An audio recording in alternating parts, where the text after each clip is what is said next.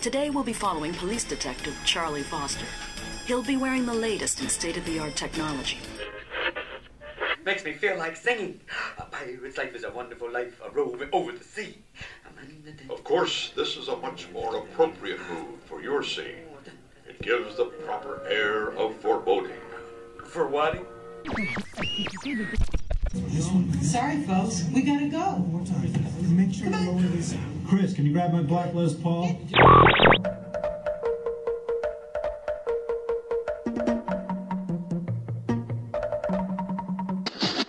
Ah, the peaceful countryside. What more romantic way to enjoy it than with that infallible combination of WDW Radio, your information station. Hello and welcome to the WDW Radio Show, your Walt Disney World information station. I am your host, Lou Mangello, and this is show number 209 for the week of February 13th, 2011. I'll open up the inbox this week and answer many of your listener emails. Questions include reasons to stay at a Walt Disney World resort, transferring park tickets, a look back at the Moonlight Cruise, visiting the parks before or after a Disney cruise, dive quest at the Living Seas, Wi-Fi at the Disney resorts, multiple rooms versus getting a villa, dining plan credits, and questions for you about that mysterious island in the middle of Bay Lake. I'll have a few announcements, including more details about upcoming meets of the month in Walt Disney World. I'll then play more of your voicemails at the end of the show, so sit back, relax, and enjoy this week's episode of the WDW Radio Show.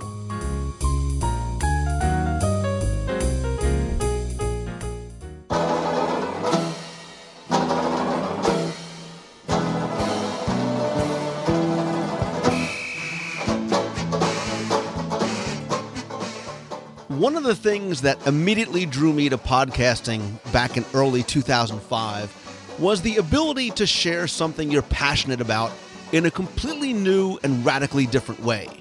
And while I always hoped that while listening, you feel as though you're sitting alongside some friends in a booth at a diner just talking about Disney World, I always wanted this to be a two-way conversation and make it as interactive as possible. And some of you have written in over the years and joined me on the show on segments or topics that you suggested. I've called some people to play trivia games, and every week I ask you to send in the questions that you might have so that we could answer them on the show. I asked, you responded, and we now have a ton of questions about everything from vacation planning to Disney history, trivia, advice, tips, lots more to get to this week and in future weeks as well. And if you have a question you want answered on the show, remember you could email me at lou@wdwradio.com. Or if you want to be heard on the air, you could always call the voicemail toll-free at 888-703-2171. I mentioned vacation planning, and when you hear that, hopefully you think of my next guest, Samantha Brown. No, you should be thinking about using a Disney travel agent and hopefully my friend and yours and personal travel provider, Becky Mankin from MEI and Mouse Fan Travel. Becky, welcome back. Thank you for having me back. You know, we just never get to talk anymore. It's been quite a while.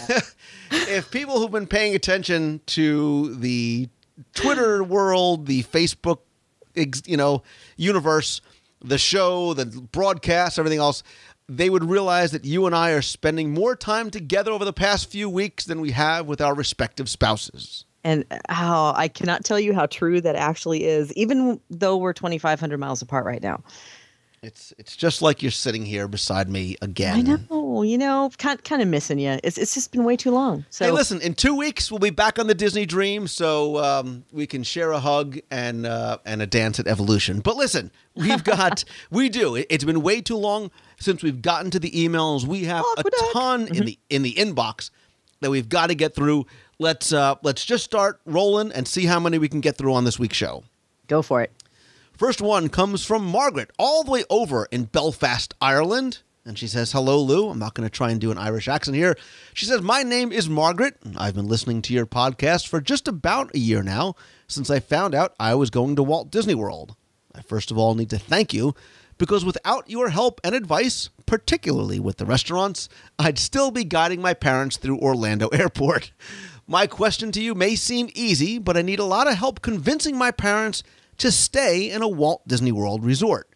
Normally, my family and I stay in a villa or a hotel near the resorts. This year, we stayed near Wet and Wild. It was okay until we realized we spent most of our time in the Disney parks, as you should have, Margaret.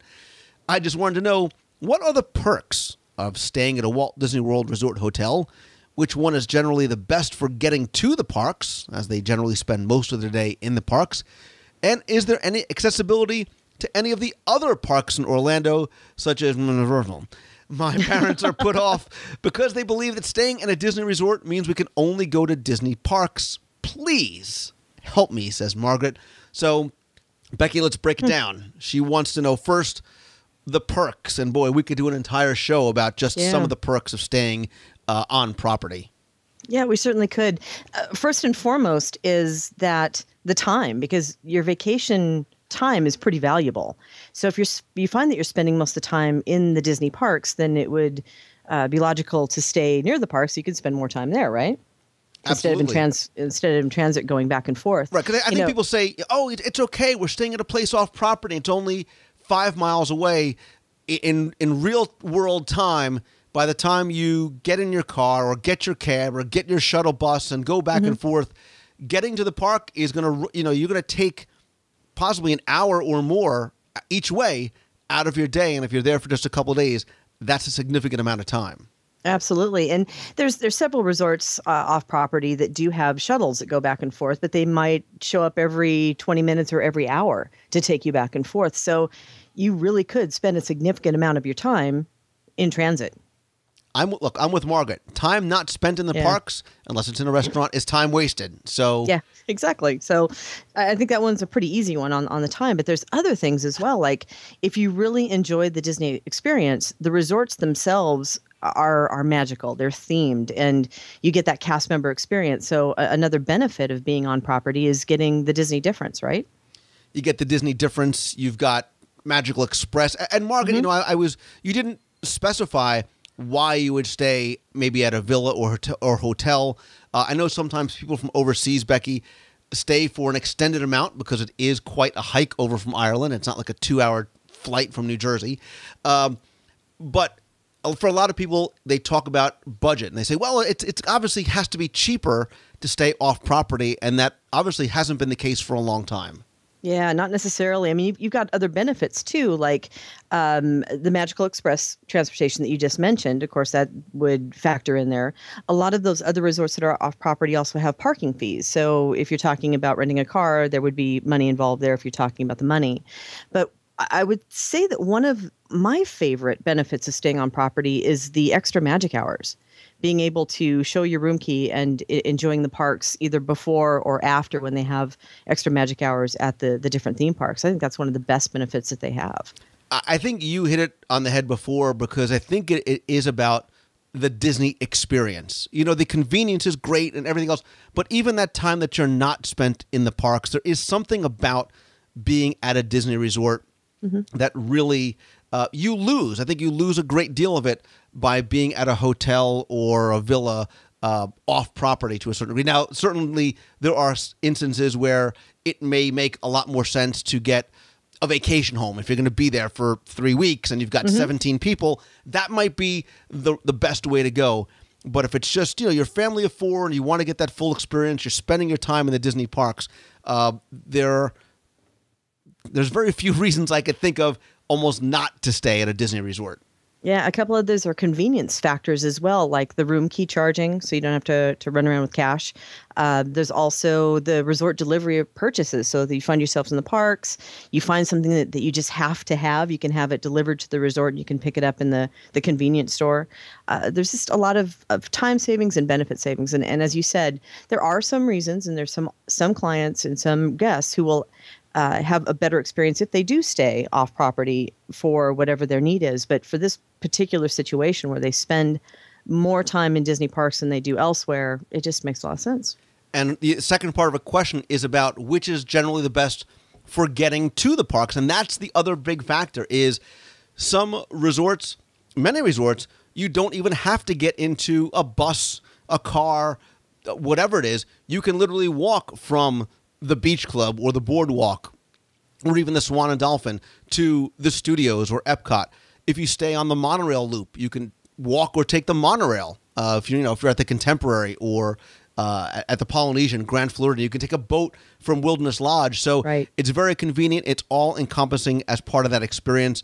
You don't really specify what parks you spend most of your time at, but I would definitely try and stay in the Epcot Resort area or on the monorail loop for the easiest access to the most amount of parks. Obviously, you're going to have to take some sort of transportation in order to get over to Disney's Animal Kingdom, no matter where you're staying.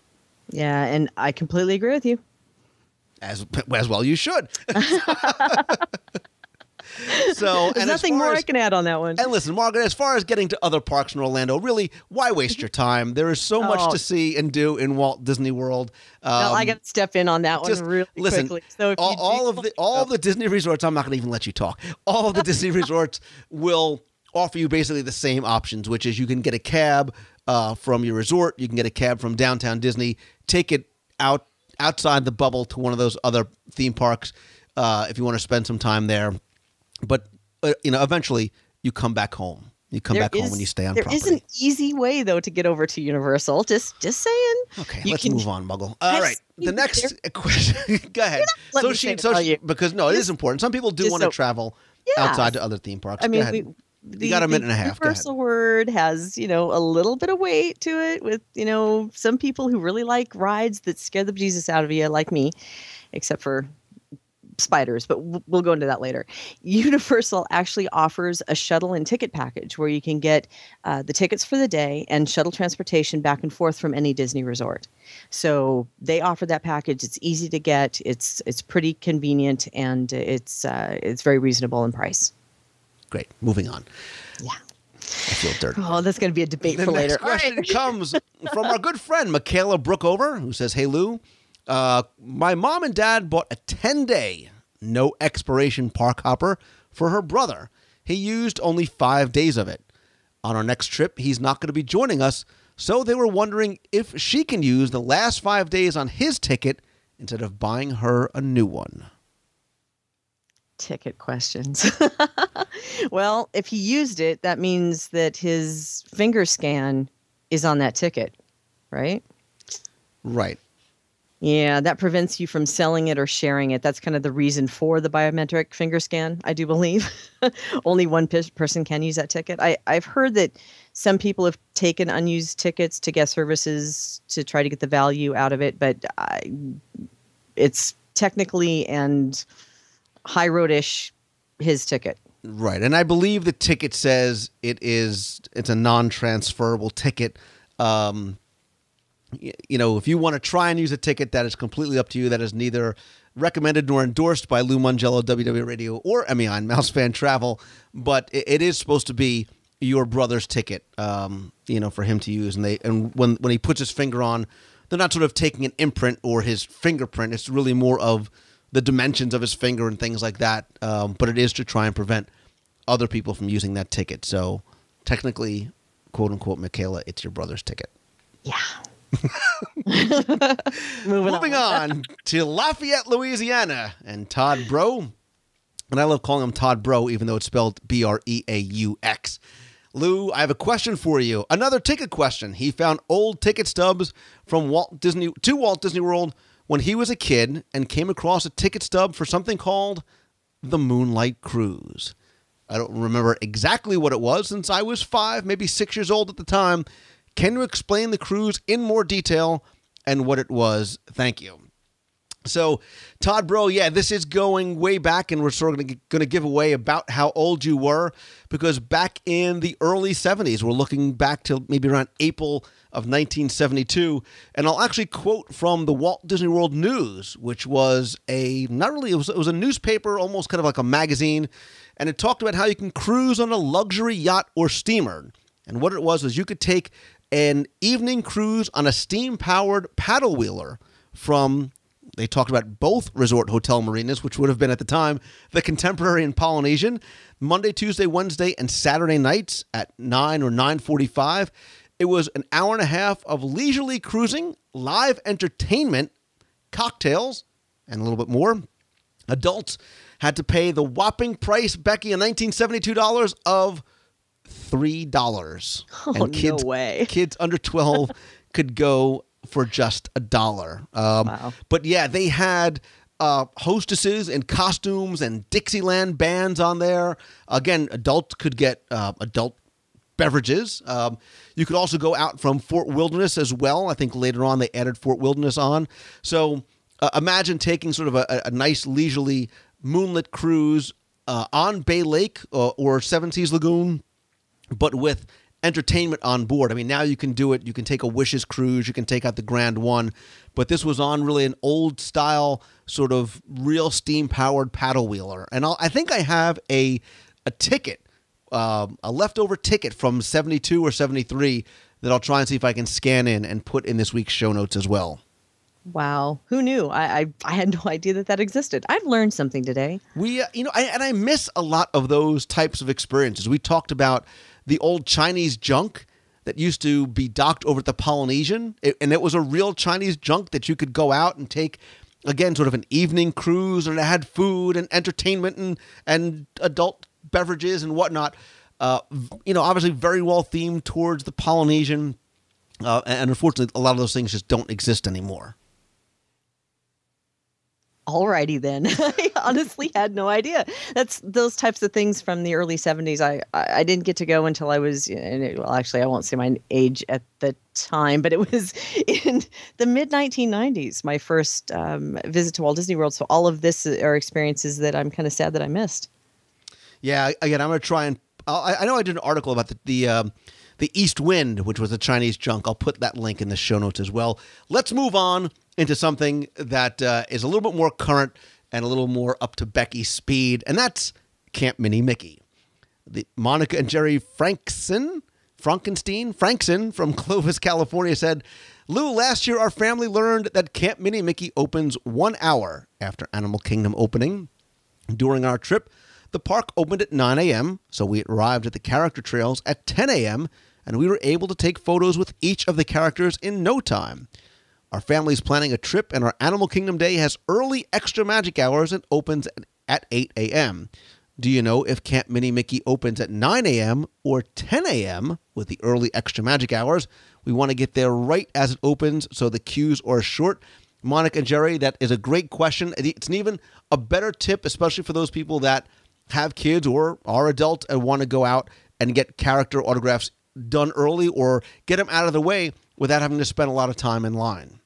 And Monica and Jerry, we are going to give you the official answer, which is basically we don't know. And the official answer really from Disney says you need to check the Times Guide for the hours when the characters are going to be on the Camp Mini Mickey greeting trails. So my assumption, Becky, is that may change. It may not always be the same. So I don't want to tell you to get there at 9 o'clock and then they won't show up for an hour, or to get there at 10 and then a line has already formed. Yeah, that's pretty good advice, because these types of things do have a tendency to change up on us. And you might want to check with the concierge at the hotel the day before to see if what the schedule is going to be for the particular day that you're visiting. Right. And as soon as you get there, as soon as you get there at 8 o'clock, you can go over to guest services or ask a cast member, and they'll certainly know exactly when the characters will be there. And if you need to, you head right over. Otherwise, you have a little bit of time to kill before heading over to Camp Mini Mickey. But a great point, too, about getting character autographs. The next question comes all the way from Portland, Oregon, and it's from Jeff and Shannon. It says, hey, Lou, we write to you in eager anticipation of the WDW radio cruise in February 2011. We decided to make the cruise a family gathering with, get this, Becky Mankin, 9 individuals ranging from 32 to 72 booked for the event. Take that, people who say Disney cruises are just for kids. Kids ages 32 to 72. I love it. So they are organizing God, I like these people. A 7-day, 8-night pre or post cruise adventure in the parks. However, we're struggling with which would be a better fit for our group. On the pro side of going to the parks after the cruise, there are birthdays in our party on the 9th and 10th of March, which could be celebrated in the parks. Also, we have an avid gardener in our ranks who's never been to the Epcot Flower and Garden Festival, which will have just begun following our return from sea. That being said, we're decidedly closer in age to Scrooge McDuck than Huey, Dewey, and Louie.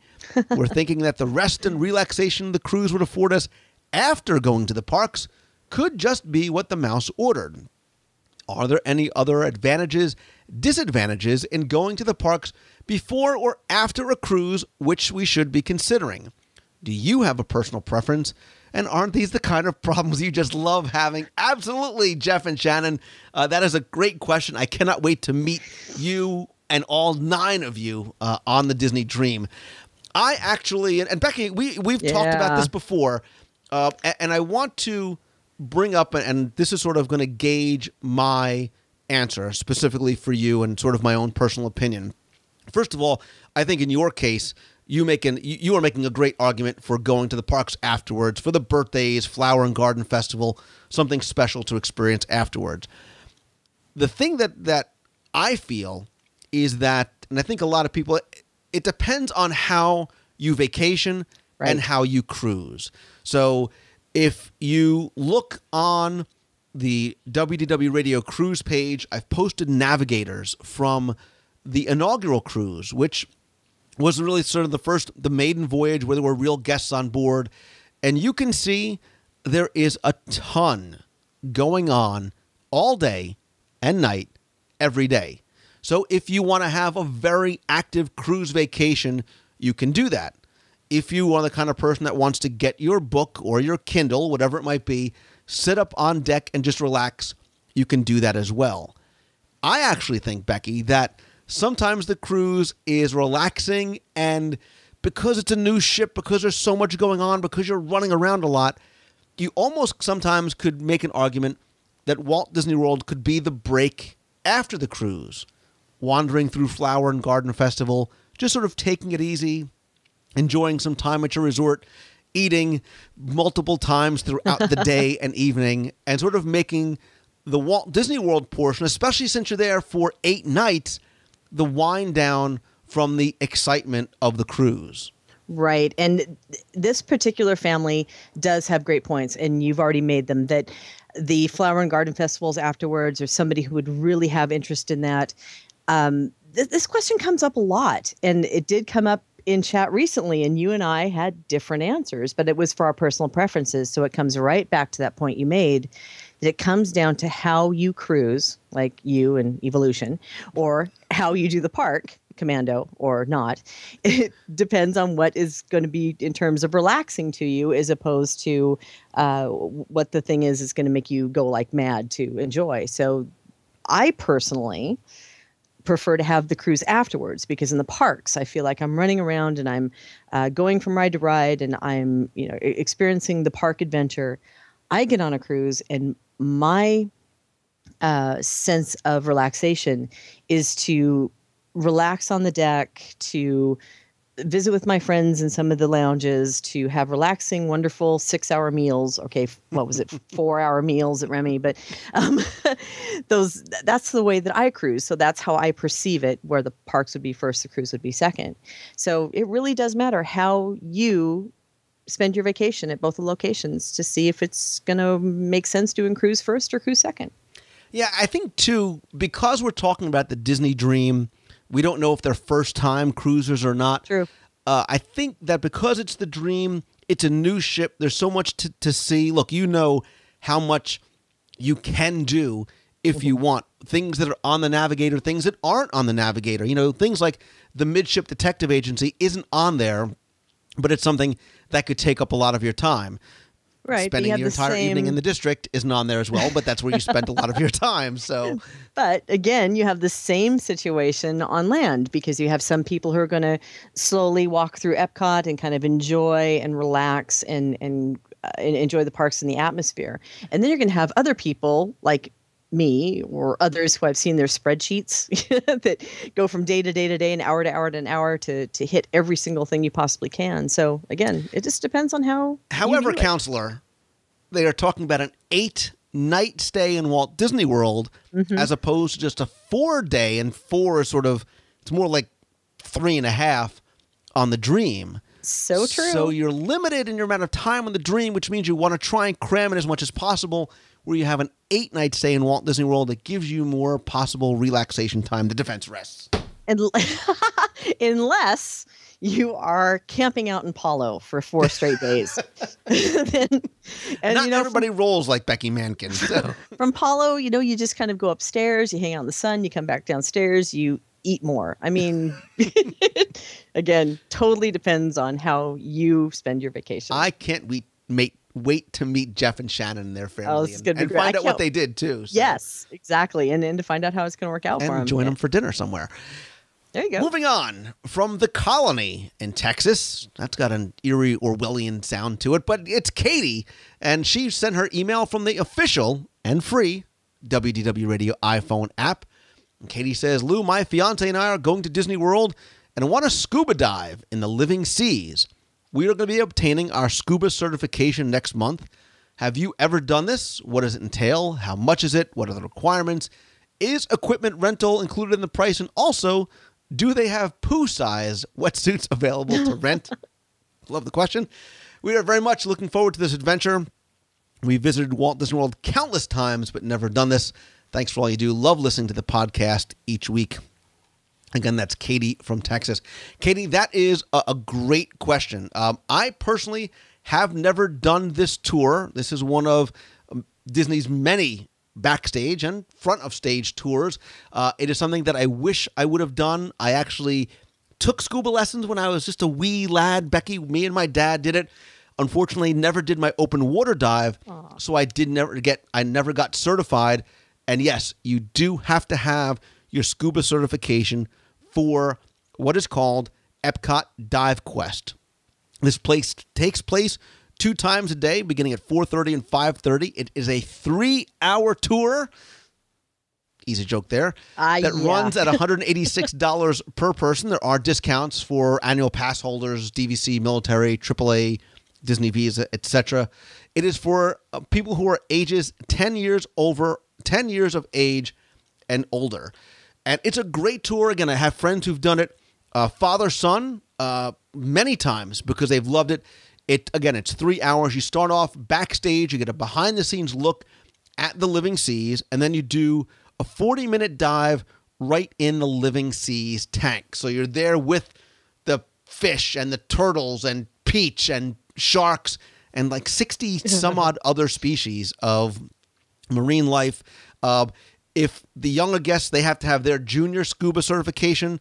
Adults, when you do come, you have to make sure you bring your proof of it. All equipment is provided. That includes your fins, your tanks, your buoyancy compensator, weight belt, mask, and a shorty wetsuit. They said you can bring your own mask. There's also changing rooms, showers. Obviously, you have to bring your own bathing suit. I would call ahead when you call 407 WDW Tour to find out what size wetsuits they can accommodate. A couple of things you should keep in mind. You cannot bring your own camera or videotapes, but from what I understand, they will, I think they still do this. I think they still offer the ability to get a DVD. You can purchase a video of your dive for probably $25, $35, somewhere around there. Park admissions required. Expectant mothers cannot participate. That leaves you out, me out. And what else? Again, it's one of those things, Becky, that I've heard nothing but phenomenal reviews about. Again, to find out more, you can call 407 WDW Tour. And this is one of those examples of things that happen at Walt Disney World that a lot of people don't realize is available to them. There's so many, as you mentioned, a lot of the backstage tours, front of house tours, different experiences besides just going into the parks and riding the rides or going to the attractions. And this is a great example of that. They have so many to choose from. So if anyone that's listening has never really looked at the list of tours that are available, I highly encourage it because there's something for everybody. Yeah, and this is something that I've been asked to, and I really want to cover more in depth on the show. Research. Absolutely. Awesome. I want to talk about the tours in general. I also want to talk about the tours specifically because, like you said, there is something for everybody and for most age ranges as well. So if you're interested in the history and looking backstage, Backstage Magic is an epic 7-hour tour. There's Behind the Seeds, the Steam Trains, Family Magic, a bunch of different ones in. So if you're interested in the Living Seas, there's the Seas Aqua Tour. There's Dolphins in Depth. You can also take the Behind the Seeds tour over at the Land. Keys to the Kingdom, Segway Tours, Wild Africa Trek, which I'm a huge fan of. Love Wild Africa Trek. Yuletide Fantasies. There's Wilderness. Again, Can we make a deal? date? No, a deal. A deal. You can do the whole dive thingy because the whole shark thing. Since I saw Jaws as a kid, it kind of ruined the whole thing for me. I'll do the spa tour. Can I take the spa tour? I think my wife has dibs on the spa tour. I'll go with her. You don't want her to be alone. Listen, right? but just imagine being able to get into the tank in the Living Seas and swim amongst it. Nemo's there and Dory. Okay. It's Well, safe. I'll watch. I will watch and I'll wave at you. But how about this? Why don't we pick a tour on one of the next trips that we're down and do it and review it? I love it. All I right. love it. We'll do it. It's a date. Backstage Magic on you. Awesome. So, yeah, Katie, let me know if you guys decide to do it, and I would love to hear your thoughts after you guys participate. Damon has the next question, Becky, and he says, Lou, I just listened to your podcast for the first time today and enjoyed it. My question for you is this. It's simple and not about food, Becky. Do Disney resorts offer wireless internet? And if so, which ones? And that's, again, from Damon. Right. Well, there's good news and there's bad news. As always. With this, yeah. There are some resorts that have wireless internet, but they are usually mainly the convention resorts, and they're only in certain areas like the main lobbies, the concierge lounges, the convention center lobbies, some of the convention floor areas. But no resorts, the Walt Disney resorts, of the Disney resorts anyway, have wireless internet in the rooms, except for one. That has wireless internet in the rooms? Yeah, there is one room with wireless internet in it. Can I tell you what it is? It's my room, isn't it? It's No, that would be the Castle Suite. Oh, show off. Yes. I had to just, make sure that was included. The Castle Suite, we found that very ironic because the Castle Suite was the only room that I know of that has wireless internet. Well, Damon, for the rest of us peons that can't get to stay in the Castle Suite, Becky's right. You're looking at places like Beach Club, Boardwalk, Contemporary, Coronado Springs, Grand Floridian, Yacht and Beach Club. There is actually one restaurant that has Wi-Fi. Oh. Which one? I didn't know that. Oh, this could be a trivia question. Ooh. But it's not going to be because I'm going to give it away. It's the Sand Trap Bar and Grill. Now, there is yes. one other location, too, and it's somewhat of an odd choice if you think about it. But if you go over to the Wide World of Sports, there is Wi-Fi there as well. Now, I know that for a while I haven't tested this. The wireless internet there was open. It was a free open Wi-Fi system. I'm not sure if that's the case or not. Everywhere else, it's about $4.99 for the first 60 minutes, or like everything else, $9.95 for 24 contiguous hours. If you need Wi-Fi, but if you're not staying at one of those resorts or you don't want to go to some of the convention areas, a lot of the lobbies you can pick up the Wi-Fi, like at Beach Club, Boardwalk. You can also go to, believe it or not, Stormalong Bay. Not that you That's should be what I was bringing. going to say. Yeah, Many of the pools have that as well. Bring your iPad out to the pool. Little nice Wi-Fi out there. Droid. The Outer Rim Bar over at the Contemporary. The pool over at Coronado Springs. So if you need to go out and do work, or in my case, research, you can bring your laptop out to Stormalong Bay, get some rays, get a pina colada, and get online as well. And, and not having it in the room is not a big deal because you shouldn't be in your room anyway when you're in Walt Disney World, right? Listen, a shower and a pillow, I'm in my room for like 15 minutes a day. So there you go. That's it. All right, moving on. Suzanne from my old stomping ground, sort of Wayne, New Jersey, says, "Hey, Lou and Becky. First off, just want to say I've been listening to the show since March of this year when I discovered it on iTunes. Since then, I've gone back to listen to many old episodes. The interview with Richard Sherman was amazing. By the way, she says, I am a huge Disney fan." And the amazing is that's exactly how she wrote it. "I commute into New York City for my internship every day. Listening to episodes of your show makes my mornings so much brighter." Thank you. That means a lot. "I visited Walt Disney World 12 times, with the last time being this past March. In May of 2011, I'll be graduating college, and my family and I are thinking of possibly, maybe, hopefully, making a trip down there to celebrate the occasion at the end of the month. On past trips, we've stayed mostly at the Contemporary or the Boardwalk. I've also stayed at Pop Century, but on a trip with friends. My parents prefer to stay at resorts within walking distance of any of the parks, or at least resorts with transportation other than busing, in order to maximize the time in the parks and to make it easier to make quick trips back to the room if we need anything. Holy cow, run-on sentence. Anyway, for this potential trip, I'm out of breath. For this potential trip, there'd most likely be 6 people in our party, with my mom, dad, brother, grandparents, and myself. My question is this. We'd like to try and stay at one of the deluxe resorts in close proximity to either Epcot or Magic Kingdom.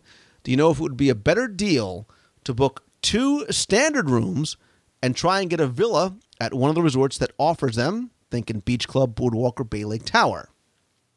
If we were to get a villa, what size do you think we would need?" Keep this in mind, Becky. This is math. There's 6 people coming. Also, on almost every past trip, we've taken advantage of the special offers that Disney releases. Buy 4, get 3, 40% off room rates, etc. Do you know how far in advance they typically release these offers, or if they even usually offer them mid to late May when I'd like to go? I'd be afraid to wait a while to book the trip and then see that they have not released any offers. Also, do you know of any other places we can go to get discounted rates? We're AAA members. Do they have access to special rates?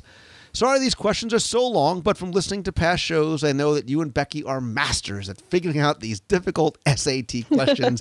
Thanks, and keep up the amazing show, Suzanne. Becky, you got a lot there. Go. Oh, wow. My head hurts, but that's okay because we deal with this pretty much on an everyday basis. It's interesting. May, I'll tell you right out of the gate that rates for May, they are running a 40% off offer right now, and kids stay play free, which is running for travel dates April through June, and then again from August to October. So that offer that you're looking for is already out there. I'm going to spin back for a second really quickly and tell you that for those of you who aren't traveling in May and still have that same question or concern about booking something and then rolling out an offer later, with many of the Disney specialty agencies, you will, including ours, shameless plug, you will find that people, if you book it, you've got it. And if a rate comes out that's lower, a discount comes out, we'll apply it. So you're essentially price protected if Disney will allow us to do that. So let's go and back and look at their comparison. She's looking at either doing 2 standard rooms, or looking at a villa. For comfort's sake, and sometimes, depending on the time of year, depending on the rate you can actually get a very comfortable villa, either a 1-bedroom or even a 2-bedroom for just slightly more than you can get for 2 standard rooms, depending on what you're looking at in terms of view or location. So let's not talk about price for the moment. Let's look at for comfort. If you have 6 people, if you go for one of the 2-bedroom villas at any of those resorts, yeah, you were talking about Bay Lake Tower, Boardwalk Villas, or Beach Club, it's going to be the best to accommodate 6 people and still allow a little bit of privacy for everybody. In the 2-bedroom villas, you usually get a king bed in one, and then a queen bed and a double sleeper in the second room. And then in the living room, you also have a pull-out sleeper sofa as well, double in there. So everyone's kind of got their own space, and it's you can move around and not feel like you're on top of each other, which is kind of nice. Plus, in the villas, you also get those cost savings amenities that people don't really think about right up front, but you do have a kitchen available to you, and you also have access to a washer and dryer, which a lot of people, as we're seeing these baggage fees go up and up and up, having access to that washer and dryer can certainly make a difference as well, especially when you're talking about 6 people and all the bags that they could be carrying as well. Yeah, and I like the villas, especially for a trip like this. And we're going to assume, for argument's sake, that you, your mom and dad, and grandparents, and your brother all get along and actually like each other. It's a lot of fun because, again, and remember, Suzanne, mom and dad are going to get one bedroom. Grandma, grandpa are probably going to get the other bedroom. You and your brother are going to be in the living room on the pullout. But everybody does have their own space. You also have the sort of that central gathering area that if you want to get together at the end of the night and watch TV or have a snack or whatever it is, it's nice to have that space right in the middle as well. And that's one of the big advantages and one of the things that I like about the villas as opposed to the 2 rooms maybe with the pass-through in between. Right. And the thing I will say, too, about the 2 standard rooms, Disney does their best to accommodate requests of being connecting or being near each other. It's not guaranteed. So if your family really wants to be together and spend those evenings watching TV together or having easy access to meet up, that villa is a good benefit for that as well. Otherwise, you might end up with one room on floor 2 and another room up on, the 4th floor or something. So that's a benefit of being together. Yeah, and not to, make Becky's point for whether you use Mouse Fan Travel or anybody else, but you should use Mouse Fan Travel. And this is the advantage of using an agency as well. They can get all those prices for you. And like you said, if you don't have to worry about a discount coming out later on and you having to sort of keep on top of it and try and getting it applied. What about things like AAA? Generally, Becky, there are sometimes AAA discounts that may be different than, say, a pass holder discount or a Florida resident discount. As a matter of fact, there are several discounts that are available to you, and AAA does have some room rates that they offer discounts on. So do, like you said, annual pass holders, or again, many times these special rates like the 40% off or some of the other rates that we can find from Disney Travel Company actually are better than many of the rates that you can get from the other discounts. So it really is a benefit, as you said, to have somebody look and compare all of the different offers, all of the different rates for you, all the different scenarios, so you can see the difference between 2 standard rooms and a villa and at the different rates. Great. And how would they find Emmy? Just visit mousefantravel.com and thank you. Tell them Lou sent you. So, Becky, it only took 9 questions before Audrey said, Lou, I apologize for bringing up the subject of food. Yay, finally. But I was wondering, this is an interesting question, and I've received this many times. Audrey's is just sort of the representative. You're representing all the people who've asked what we think about Le Cellier's change from 1 credit to 2 credits on the Disney dining plan. Do you think Disney can justify Le Cellier being a 2 credit when it's among restaurants like Artist Point, Jico, and California Grill? I'd say I'd take a strip steak from Le Cellier over a lobster tail from Narcoossee's when it costs the same amount. Love the podcast. Keep up the great work, Audrey. So obviously, for those who are familiar with the Disney dining plan, table service restaurants usually are 1 table service credit. There are some signature restaurants, like she mentioned, Artist Point over at Wilderness Lodge, Jico at Animal Kingdom Lodge, and California Grill, Oh, I Heart Thee, over at Disney's Contemporary Resort, that are 2 credits because of the type of experience that it provides. Le Cellier being, it looks like, the only restaurant inside a theme park that's in that list that you mentioned is now 2 credit, and sort of what our opinions are about it going from 1 to 2 on the Disney dining plan. Becky, I'll let ladies first. Well, first of all, Andrew should never apologize for food questions. Neither should Audrey, but go ahead. Yeah, I know, but it actually says Andrew. Oh, I have Andrey. Well, you know what? We're both wrong, so it's Andrey. It's you know what? It's a combination of Andrew and Audrey. So there we go.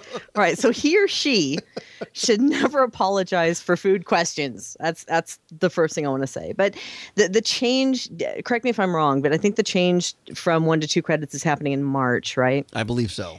And I think that they've done this because, of course, supply and demand tends to run or rule everything around us. But I think whether it's going to be worth it or not is going to depend on the menu changes themselves if we see any. I know that, or from what I've been told, I should say, 2 credits is going for dinner, not for lunch. So lunch will be harder to get because it's still going to be 1 credit. And the lunch menu is really good. I totally love Le Cellier for lunch. It's hard to get in, though. And that's actually, a great tip, too. If you're concerned, but you still want to have the Le Cellier experience, and this is really true for a lot of restaurants, when the lunch and dinner menus are somewhat similar, go for the latest lunch ADR you can get. Right. Make that an early dinner, and you'll have the less expensive but often similar menu. And look, you're right. It is about supply and demand because Le Cellier is, it's a big ticket item. It's one of the ones that it's the most difficult to get as far as dining reservations are concerned. Cinderella's Royal Table being up there as well as far as in-park dining experiences. And for many people, Becky, this is their restaurant of choice, whether it's for the legendary New York strip. I know a lot of people love the filet, the salmon, the pork, the veal T-bone. And look, when you're talking about a restaurant where prices are for dinner in the theme parks $35, $37 for an entree, you can sort of make the argument, if you need to, that yes, maybe it should be a 2 dining credit establishment. But I think because it is such a hard ticket to get, this will maybe scale back some of people's demand for it, because now they have to think a little bit harder. Do they want to use 2 credits for this meal as opposed to going somewhere else for a similar experience and having 1 only dining credit used? Right. And for me, as long as they keep the pretzel bread, the chocolate mousse, and the ice wine, I think I'm going to be just fine. but honestly, I'm hoping that if they do bump up to the 2 credits, it's not just because it's so high in demand. I am hoping to see maybe a little bit of change in that dinner menu as well. And it's going to be very interesting to see, and time and people and guest response is going to tell what the response is really going to be for the advanced dining reservations. I have not looked, for example, into March to try and make a dining. You know what we should do, Becky? You should take me there for dinner, and we should see how crowded it is in March. Hey, that's a good idea. All right, fine. I'm writing it down. And listen, I'm a cheap date here because I'm the same way. I'll have cheddar cheese soup, pretzel bread, a couple other appetizers. I'm good. Chocolate mousse. Have you ever had one of those cute little chocolate mousse I have thingies? with the wild mushroom risotto. Oh, no. Oh my God, I'm hungry right, again. Wait a minute, but with the filet, because you were talking about the filet before, but they have these mashed potatoes under the filet. And the herb butter with the mushrooms. But again, a little ice wine and a chocolate mousse, and we're good to go. Put a side of pretzel bread, and it's dinner. Let's go. And listen, I know a lot of people say, and this is a separate conversation and a separate research trip, that Le Cellier is the best steak on property. I don't know. I would throw down Yachtsman, Shula's, and dare I say Flying Fish as some of the Blue Zoo, my friend. Blue Zoo. You've been there. See, I was just going to say. You don't think seafood, right? I'm thinking that the Blue Zoo has it over this, but you know what? I've had a really, really good filet at Le Cellier. I still think California Grill was better. Oh, nice. But it's been a while since I've been there because it's been hard to get into Le Cellier for dinner. So maybe we try to do that on our next trip and see what we come back with. I'm tasking you with making us a reservation for 2 for a nice, quick, casual 6-hour meal. Why do I always walk away from these with a to-do list? That's all I want to know. Listen, all right, you and we are gonna enjoy Tortuga Tavern on me. I promise. You better move on before you get yourself in trouble. The Carroll family says, "Dear Lou, and hopefully Becky, hey, God, you got to stop paying these people. I like these guys. They are considering a vacation for summer 2011. Consider no more. Go ahead and take it, Carroll family. We have a group consisting of, get your abacus out, a 4-year-old crazed with Disney princesses, a 2-year-old boy, a mom that doesn't get into the Disney idea, egads, a Disney nut dad, a soon-to-be priest with a love of nature, a grandma that loves over-the-top things, a laid-back grandpa, a thrill-seeking teenage boy, another Disney-crazed dad, I'm not done yet, a relaxation-based mom, and the travel-planning tween daughter. 2 plus carrot pie. I'm counting 11. 11. We got 11. Yep. They would enjoy staying in a villa together, but they're considering a hotel. Where would you recommend that we stay? Keep in mind 11. Also, what other experiences do you suggest we try? Thanks for helping out. Love the show. Dad and I are looking forward to listening to show together every week. I'm assuming that the mom that doesn't get into Disney, probably not a fan. But that's okay, Carol family, because we are going to try and help you. So again, it's a similar question, Becky, but on a whole different scale, because now you've got 11 very, very diverse people in this group. Well, I got to say, they've picked the perfect vacation destination to go to, because there is it's something like the Big Brother house in there. Yeah. There is something for every one of these people that is going to make the perfect vacation for them. Even the mom who doesn't get the Disney idea, there's the spa, just saying. But of course, doing the math, I think you are right. It is 11, right? Just to make sure. I have 11. Okay. With that many people, yes, a villa is a great way to go. You didn't mention anything about budget, or didn't kind of steer us that direction. So there are all kinds of villa options that are available. And again, with that many people, with the food savings, the washer and dryer, having access to the kitchen to make things in the daytime, lots and lots of benefits to accommodate a very large family. There are several to choose from. There are some unique options, which a lot of people don't think about, like the treehouse villas a lot. And those are perfect for larger families because they're kind of closer together, and there's a lot of space in those, especially with the younger kids where they've got the room with the bunk beds, and it's a little unique and it's kind of diverse there. And we've got the priest with a love of nature. Yeah, no, It's exactly. nice. You've got thrills, you've got relaxation. Mom doesn't feel like she's in Disney. Would you totally get that experience there? I like that. That's very true. That's an option. There is a downside to the treehouse villas, obviously, is it's not that easy to access.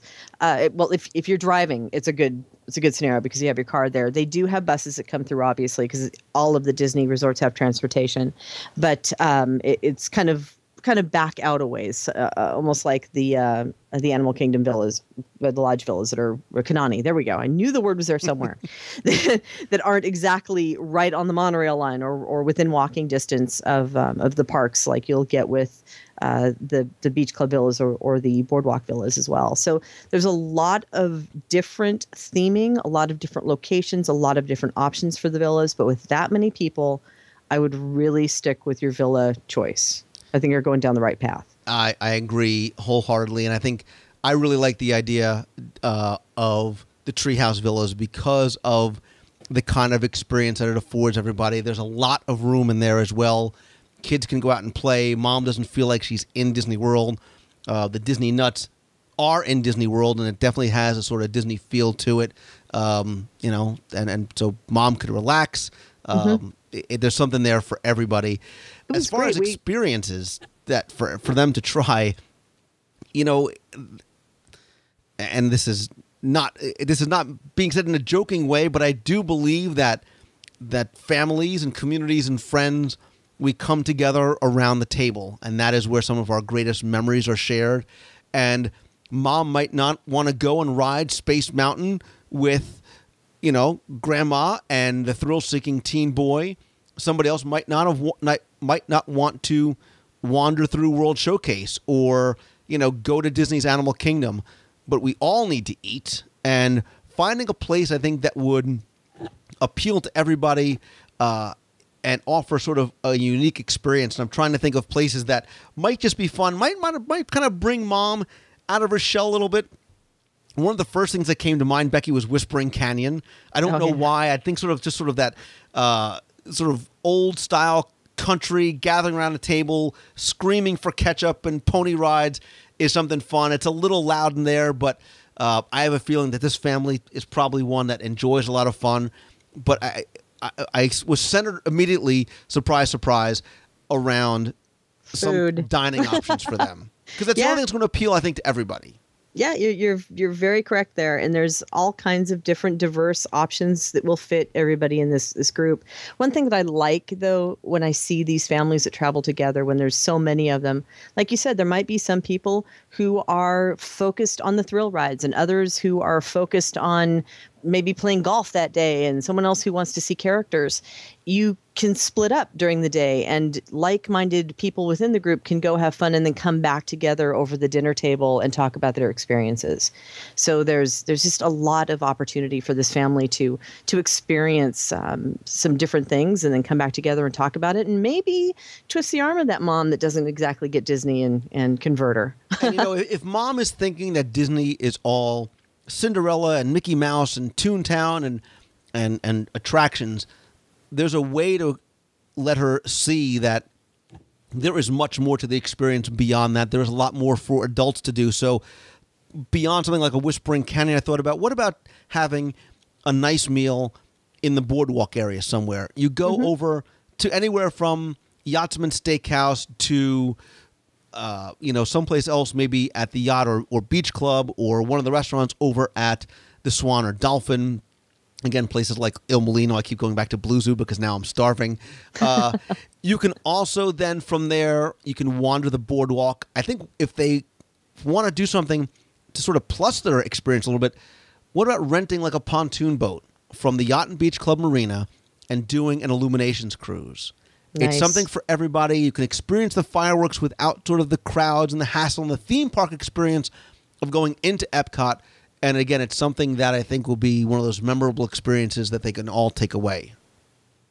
Yeah, and there's a lot of different experiences like that as well. There's the same type of thing for the Wishes viewing. There's, of course, if you want to see fireworks and you're in the park, they do have the Wishes dessert parties are still going on as well. So you can kind of gather together and enjoy a wonderful fireworks show together too. So there's just a lot of different options. Yeah, and Carol family, please let us know how that trip works out and what you ended up deciding to do.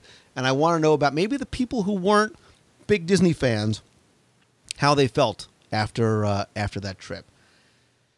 Becky, one final question for this week's show, because again, we are running long, although we have so many more in the inbox to answer.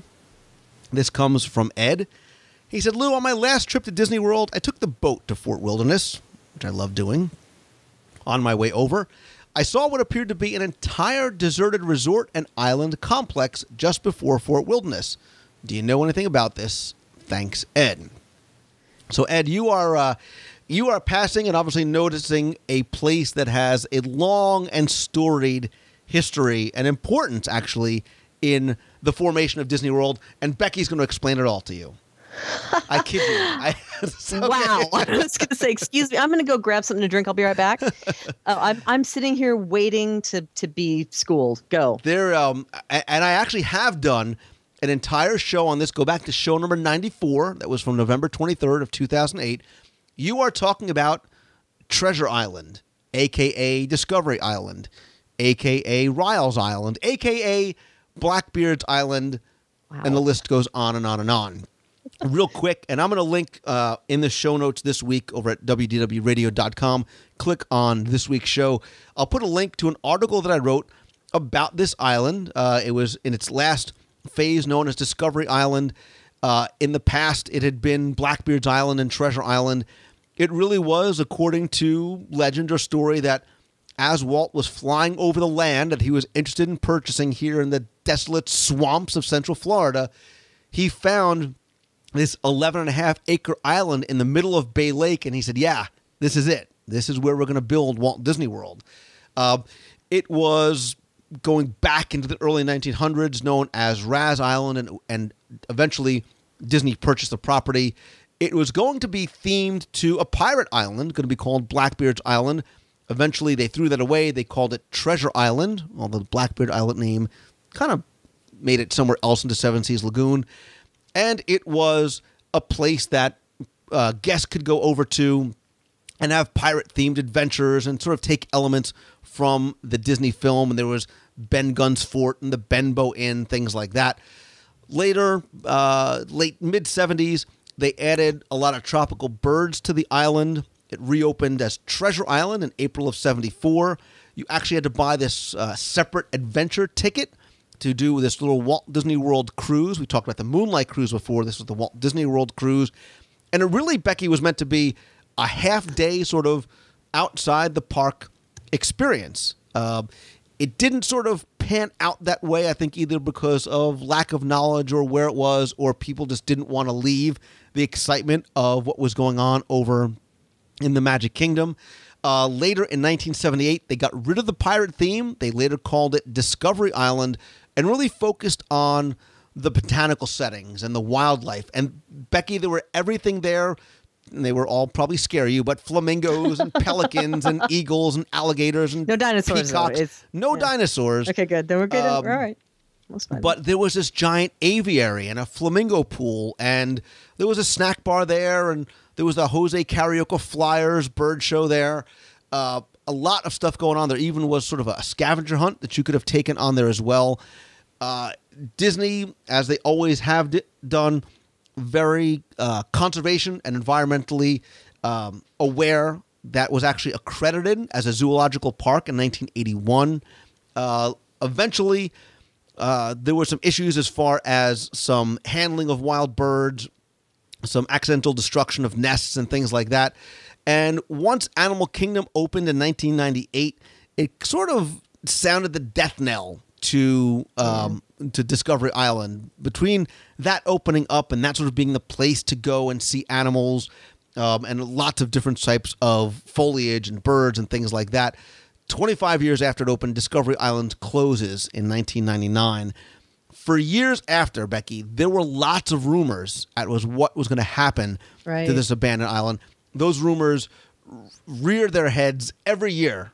Years ago, I know you're a big video gamer, there was a very popular interactive sort of role-playing game called Myst that was rumored to be, they were going to retheme it Myst Island. Later, and this could potentially still happen, it could be an interesting idea, making it sort of a private honeymoon retreat, building a limited number of sort of beachside cabanas on there. When Lost was out, it was like, oh, it's going to be the Lost Island, and there's going to be cool Lost experiences there. As of right now, it is very overgrown. It was damaged extensively due to the many hurricanes, and because of the number of different types of birds and animals that have taken up residence there, it would be pretty hard to sort of send them over an eviction notice and say, we're building, Becky Mankin Island. So it's going to be interesting to see what, if anything, is going to happen. If you want to get a better look, you can, of course, go on things like Google Earth and look down. Like you said, Ed, on your trip from Wilderness Lodge by boat, you can see it. If you rent watercraft from the Contemporary, you can get a good look as well. But don't try and get onto the island. You are not allowed on there as well. It will be very interesting to see, again, what rumors continue to swirl and what, if anything, Becky, Disney does with the island in the future. Right. And I do remember hearing about Discovery Island. Of course, that was about the time that I started traveling there. But always kind of wondered, and like you, hear the rumors every year about something new and exciting that's coming to that location. But, at this point, like you said, with all the wildlife that's there, it'd be kind of nice just to keep it as is. But you never know. It's a prime piece of real estate, and something may happen with it eventually. I like the Myst thing, though. Always in a constant state of change, so you never know. Indeed, it is. So, but it would be interesting to hear listener suggestions, and we're going to end the segment with a question for the listeners, asking them what they think Disney should do with Riles/Blackbeard/Treasure/Discovery Island. What would your idea be? What would you like to see, and what kind of experience would you be willing to leave the parks or leave the resorts for to go and see out there, especially if it's maybe a paid experience as well, too. You can look in this week's show notes. Visit WDWradio.com. Click on this week's show number 209. There you could leave comments. Again, it would be very interesting to see what listeners would like to see or what imagine. Be an Imagineer for a day and imagine what you can put there. So, how about WDW Radio Survivor? Who gets voted off next? That would be a very interesting... Sorry. Yeah, few weeks on the island. Could not help myself. I just had to go there. Go ahead. Anyway, let me thank again Becky Mankin from MEI and Mouse Fan Travel. They are my official and recommended travel provider. They're also great friends. And of course, as you can see, Becky and her team know what they're doing, whether you're going to Walt Disney World, Disneyland, Adventures by Disney, Disney Cruise Line, any of the Disney parks, or any vacation for the most part. Again, you can visit them at mousefantravel.com. Becky, I appreciate your time. Once again, I look forward to dining with you in Walt Disney World soon. Yep, and Aqueduct, Lou, we'll see you on the Aqueduct. No carbs between now and the Aqueduct for me. Wasn't it supposed to be just the water diet for the last week? I need to wear a muumuu on deck. I'm not sure if they allow muumuus on the Aqueduct. I'm not, wasn't there a sign? I need a bigger belt over here, please. Water wings? Did you pack your water wings?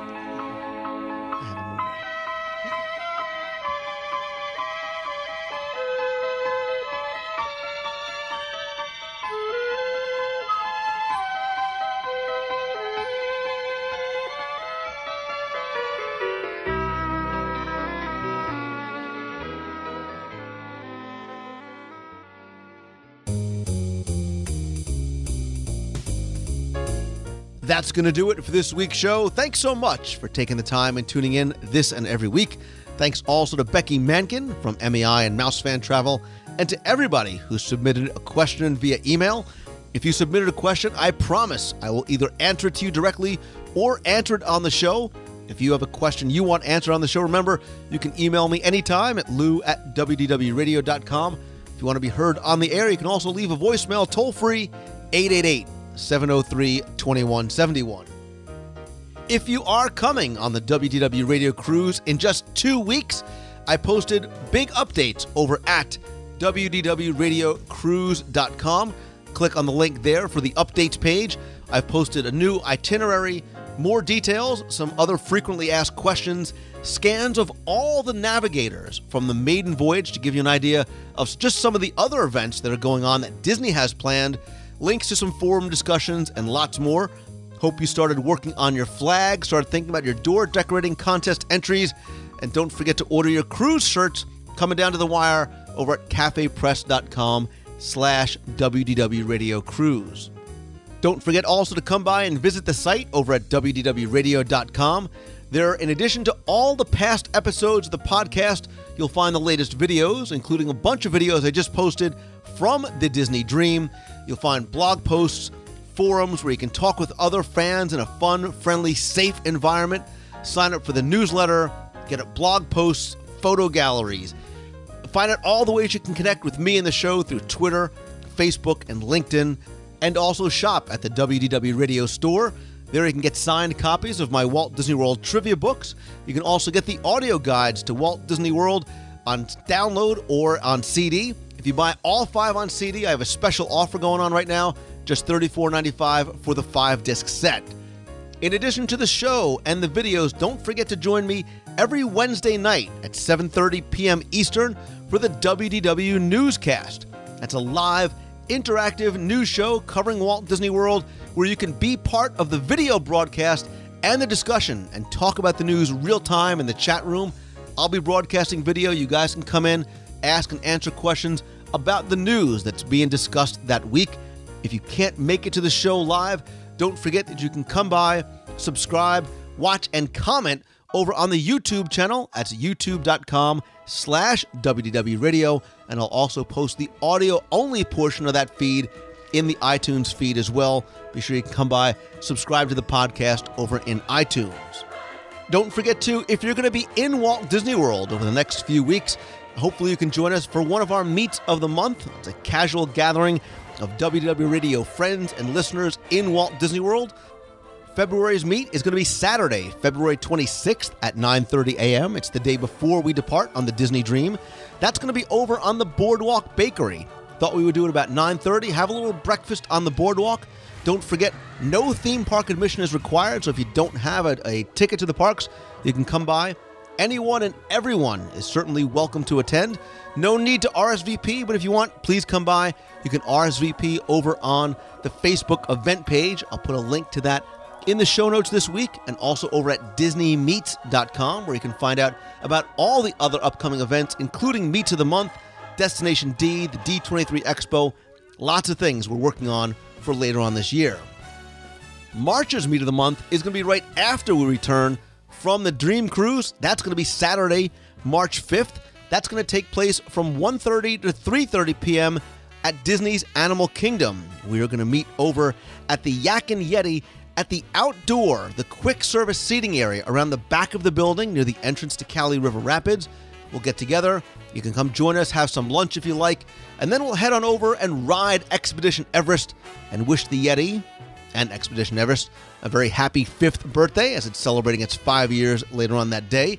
Again, no need to RSVP, but links to that as well and all the Disney events over at DisneyMeet.com.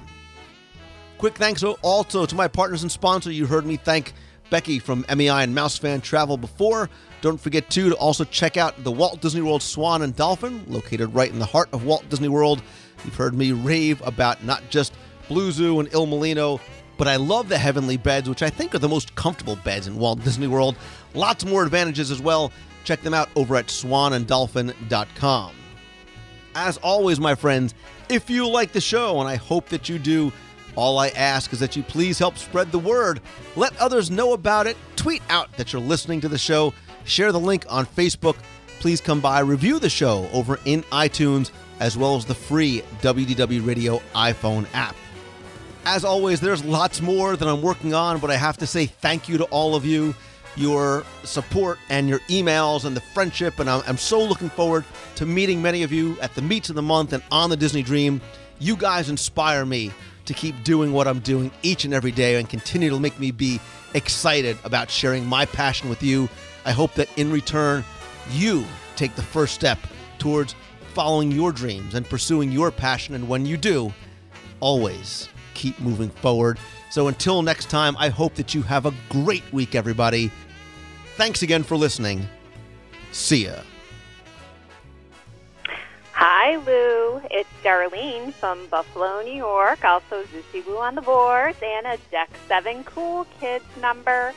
I am totally psyched. We are 2 weeks out. I will be on the Disney Dream at this time, hopefully maybe finishing my lunch. I will be so excited to see everybody at the Meets of the Month and the cruise and playing in the parks, my happy place on Earth. I hope everybody has a magical weekend and a magical next 2 weeks getting ready for our cruise. Have a great day, everyone. Bye. Hi, Lou. This is John from New York. I know a listener emailed and asked about car seats with the cabs, and I called the cab company owned by Disney, which I've used, or partnering with Disney, and they can request a car seat, and they will get you one. You might have to wait, but they will get you one. And they said a lot of times in the stands at the Disney parks, they'll actually have some. So they can call ahead. I think it's the number's 407-699-9999. Thanks.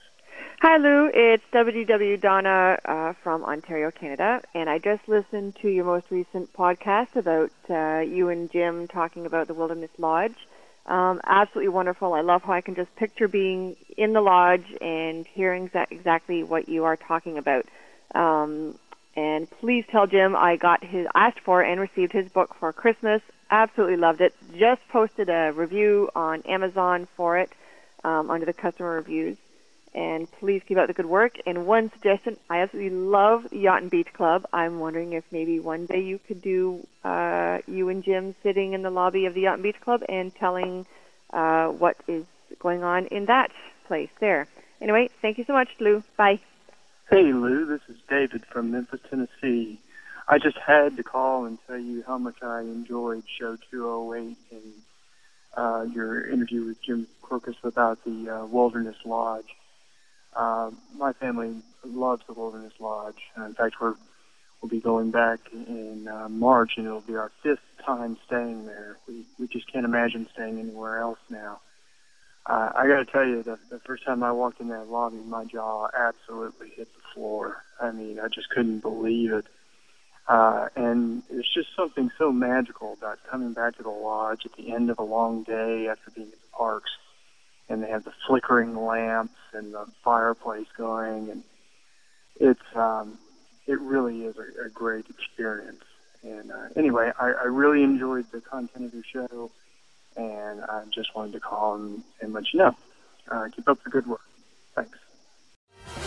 You got a friend